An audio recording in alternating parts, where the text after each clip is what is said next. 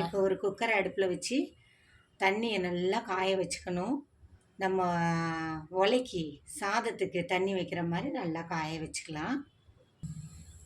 கொதிச்சாச்சு. கொதிச்ச உடனே நம்ம என்ன பண்ணுறோம், இந்த பிடிச்சி வச்ச உருண்டையெல்லாம் ஐயோ கீழெல்லாம் சிந்துது.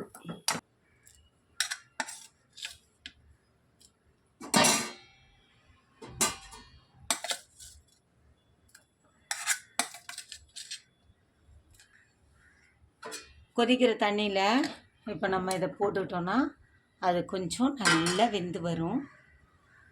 இப்போ நம்ம ஏலக்காய் எங்கே இருக்குது,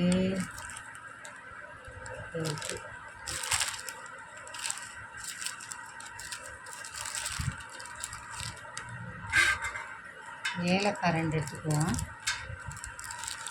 அதுக்கப்புறம்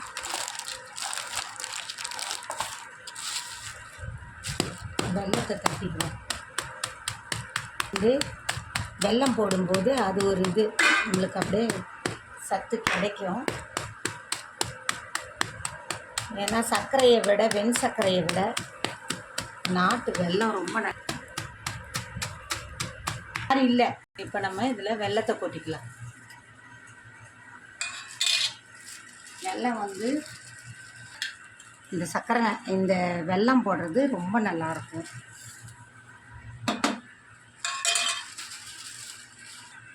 ஏலக்காவையும் தட்டி போட்டுக்கிட்டாச்சு. இப்போ நம்ம அடியில் பிடிச்சிரும், ஒரு ஏரியா இது பண்ணாலும் நம்மளுக்கு நல்லா வெந்து வந்துருச்சு. அழகாக நம்ம என்ன போட்டோமோ அதே அழகாக கரையாமல் வந்துருச்சு.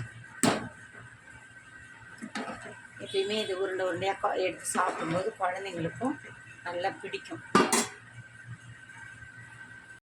இப்போ நம்ம காய்ச்சி வச்சுருக்கிற பால் காய்ச்சி வச்சுருக்கோம், 1/2 லிட்டர் பால் நல்லா திக்காக இதை ஊற்றிக்குவோம். அப்போ பால் ஊற்றினா தான் பால் கொழுக்கட்டை. இது பேரே பால் கொழுக்கட்டைன்றதுனால நல்ல பாலை ஊற்றணும். இது சில பேர் சர்க்கரையை போட்டு வெள்ளையாக செய்வாங்க. நம்ம வெல்லம் போடுறதுனால அப்படியே ஒரு மாதிரி காஃபி கலரில் காஃபி கொதிக்கிற மாதிரி இருக்கும். இது வெல்லம் தான் போடணும், ஏன்னா வெல்லம் போட்டால் தான் நல்லது.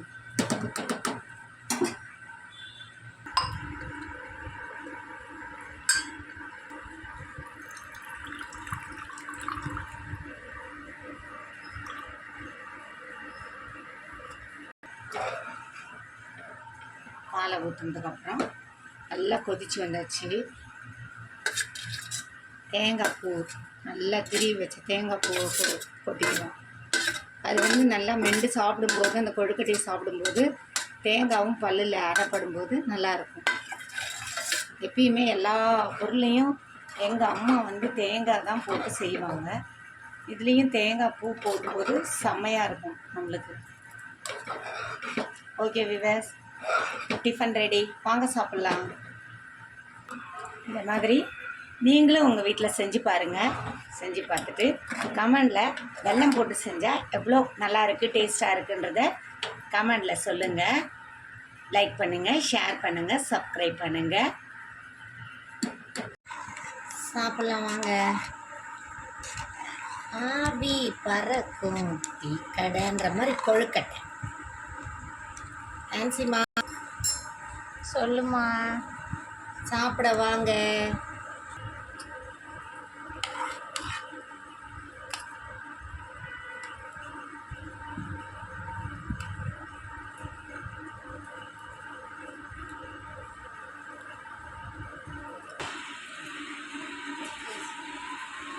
சாப்பிடு, கிண்டிக்கிட்டே இருக்கிற.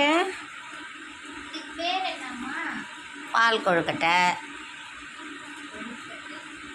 பால் ஊற்றி செய்யறதுனால பால் கொழுக்கட்டை.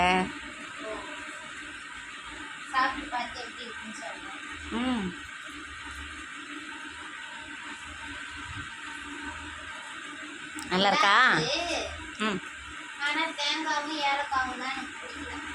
உனக்கு நல்லதெல்லாம் பிடிக்காதுன்னு நான் தான் சொல்லிட்டேனே, எதுவுமே போடாமல் சமைக்க முடியுமா?